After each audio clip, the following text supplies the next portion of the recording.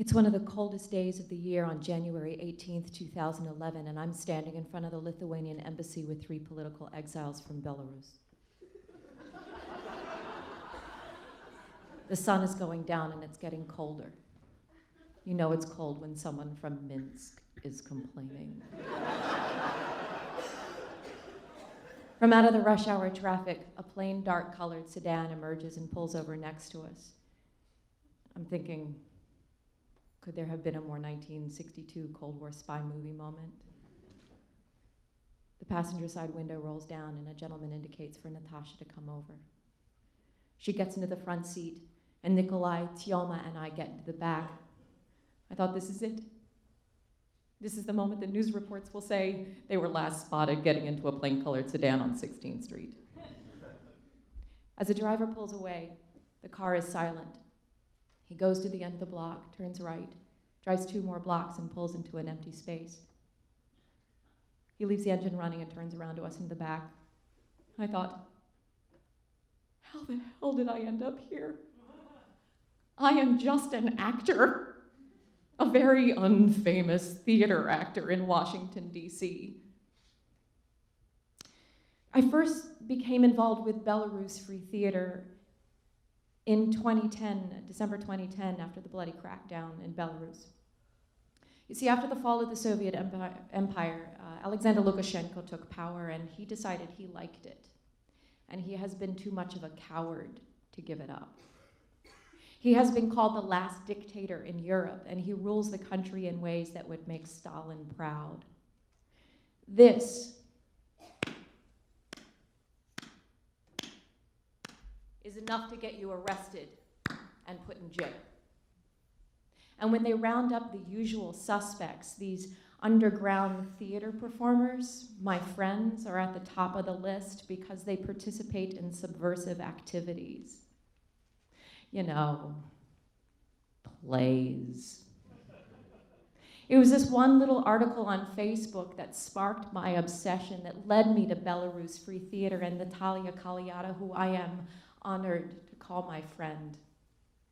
Natasha is this little slip of a woman, a sort of pixie elf urban revolutionary. Sir Tom Stoppard calls her the little dynamo. And when she speaks, there's a song-like lilt to her Slavic accent and an urgency in her delivery that is absolutely compelling.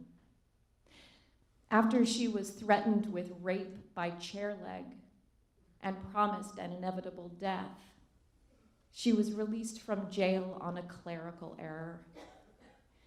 They're still pretty pissed off about that. Now, her husband, Nikolai Khalezin, is the perfect opposite. Nikolai is this big bear of a man with a full face and a little mustache and graying hair pulled back into a ponytail, somewhere between aging hippie and Brighton Beach mobster. Really much more of a hippie. He asked me a lot of questions about Burning Man. Beautiful.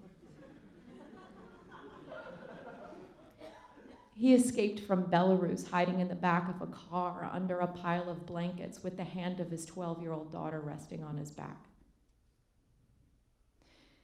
They're in exile now. They're not allowed to return to their country without being arrested by the KGB. That's right. In Belarus, they still have the KGB. Nikolai says they're the most honest organization in the country. They never changed the job they were doing. Why should they change their name?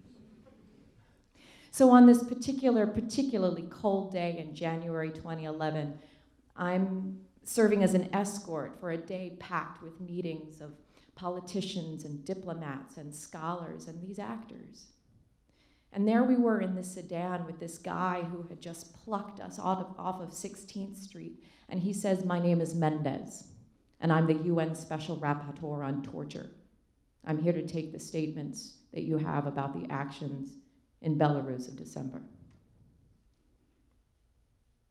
I'm sitting in a car as night is falling in Washington, D.C., with a UN representative and 3 individuals being hunted by the KGB.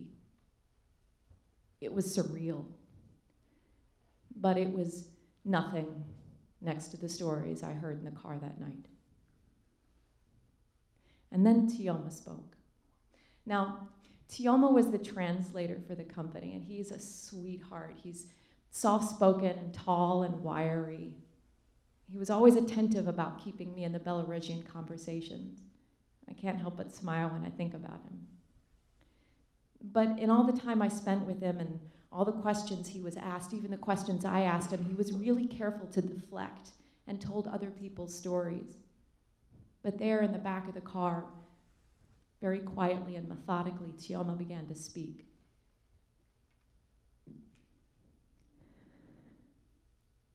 They took me to KGB jail. We were stripped and put in the cell 80 centimeters by 80 centimeters. For 3 days, 3 of us were in this cell. No space to move, no space to sit. We are not permitted to sleep. They give us no food, no water. We relieve ourselves where we stand. After 3 days, they take us from the cell and we can sleep, but always there is lights, and we are not permitted to cover our face. We are stripped and searched many times. For 8 more days, I am in KGB jail. Then they let me go.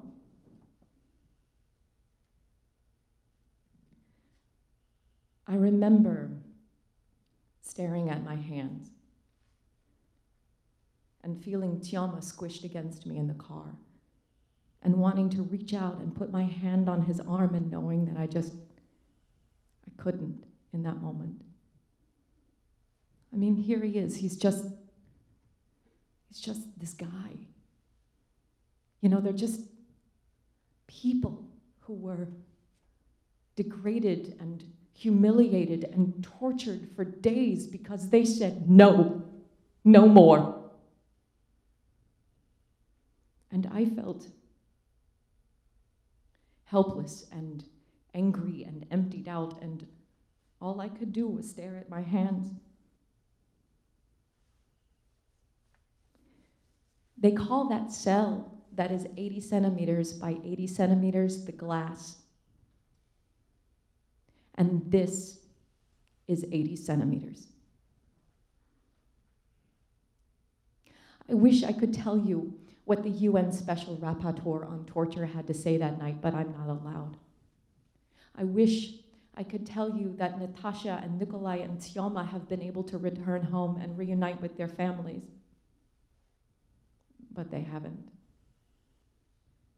What I can tell you is that my name appears in the US congressional record in the same breath as Steven Spielberg and Tony Kushner as a supporter of Belarus Free Theater and the people of Belarus. My goal is to get on that KGB watch list with really dangerous people like Jude Law,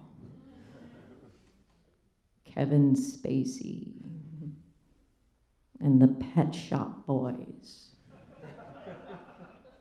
It would mean that my voice is being heard and their stories are being told.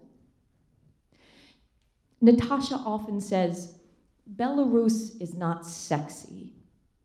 They've got no oil, no gas. In Belarus, we just only have people. I'm no maverick. I'm just people. Aren't we all? Żywia Belarus!